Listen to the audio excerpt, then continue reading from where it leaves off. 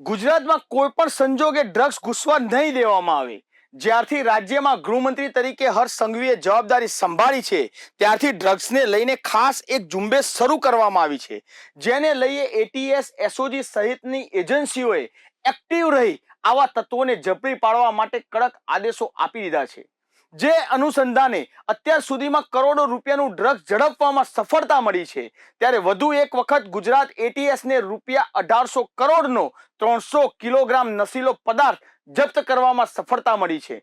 આવો જોઈએ કેવી રીતે એટીએસે આખું ઓપરેશન પાર પાડ્યું।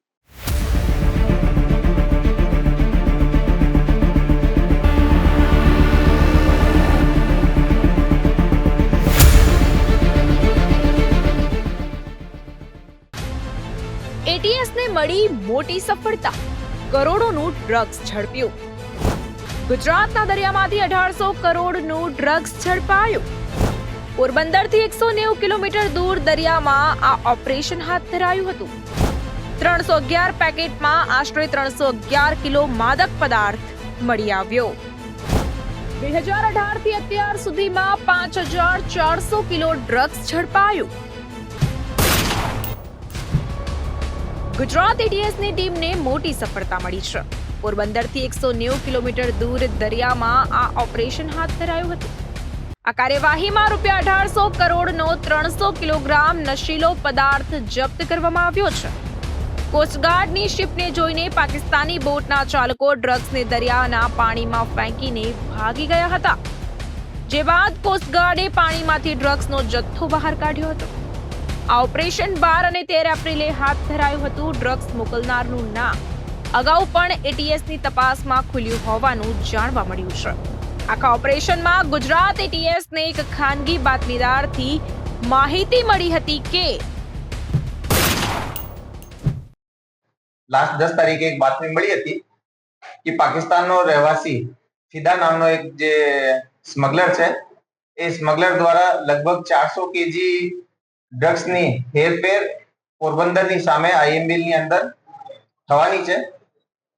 આ જે હેરફેર છે, આ બોટ લેવાવાળી બોટ એક તમિલનાડુથી આવનાર છે અને જે ડ્રગ્સનો જથ્થો છે એ નીચે તમિલનાડુ લઈ જવાનાર છે।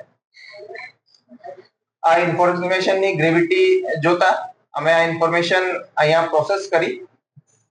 આ ઇન્ફોર્મેશન ઇન્ડિયન કોસ્ટગાર્ડ જોડે શેર કરવામાં આવેલી અને કોસ્ટગાર્ડ જોડે મળીને એક જોઈન્ટ ઓપરેશન અમે પૂરો પાર પાડ્યો। ગુજરાત અને મહારાષ્ટ્રના દરિયાઈ વિસ્તારો ડ્રગ્સની દાણચોરી માટેનો મુખ્ય માર્ગ બની ગયા છે।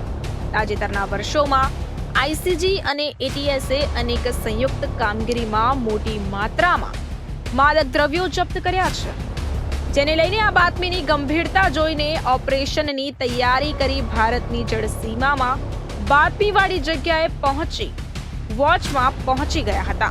તે દરમિયાન આઈએમબીએલ નજીક આ બાતમીવાળી બોટ દેખાતા તેને કોસ્ટગાર્ડની શિપ દ્વારા પકડવા જતા હતા, ત્યારે બોટ પર રહેલા ઇસમોએ બ્લુ રંગના ડ્રમ્સ દરિયામાં ફેંકી દીધા હતા।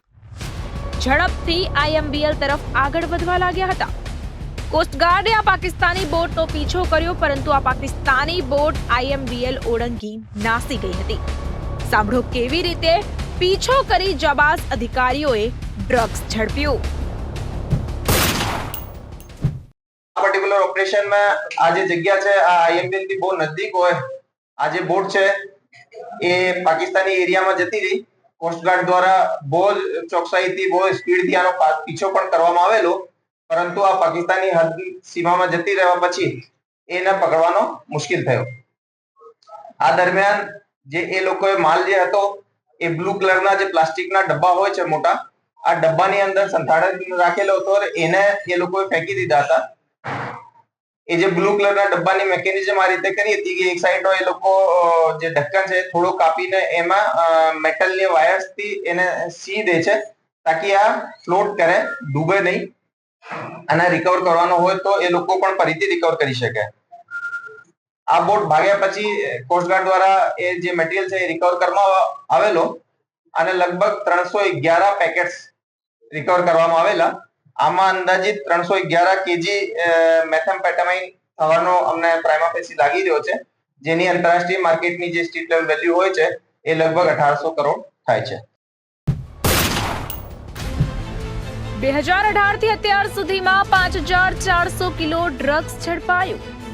ફેબ્રુઆરી 2024માં અરબી સમુદ્રમાંથી ₹600 કરોડનો 86 કિલો ડ્રગ્સનો જથ્થો ઝડપ્યો હતો. ડ્રગ્સના જથ્થા સાથે 14 પાકિસ્તાનીઓને ઝડપવામાં સફળતા મળી હતી.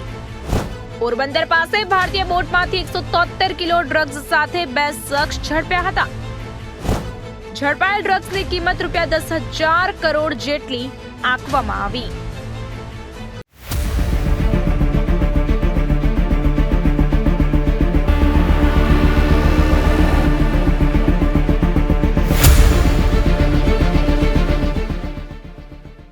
ગુજરાત વ્યસન મુક્ત બને અને યુવાનો વ્યસનોના રવાડે ના ચડે, યુવાધન સ્વસ્થ રહે તેને લઈને નોન ડ્રગ્સ પોલીસે અપનાવી છે. તેને લઈને તંત્રને એલર્ટ મોડ પર રહેવા આદેશ આપ્યા છે. જેને લઈને ગુજરાતના દરિયાકાંઠેથી સતત ડ્રગ્સ ઝડપવામાં સફળતા મળી રહી છે. ત્યારે આજે વધુ એક મોટી સફળતા એટીએસને મળી છે, જેની અંદાજિત આંતરરાષ્ટ્રીય બજાર કિલો ₹1800 કરોડ થાય છે. જે બાબતે ગુજરાત એટીએસ ખાતે ગુનો નોંધી આગળની કાયદેસરની કાર્યવાહી હાથ ધરી છે. એફઆઈઆરમાં ફરી મળીશું ગુનાઓની આવી જ માનસિકતા બેનકાબ કરવા. ત્યાં સુધી આપ જોતા રહો બી ઇન્ડિયા, ભરોસો ગુજરાતનો.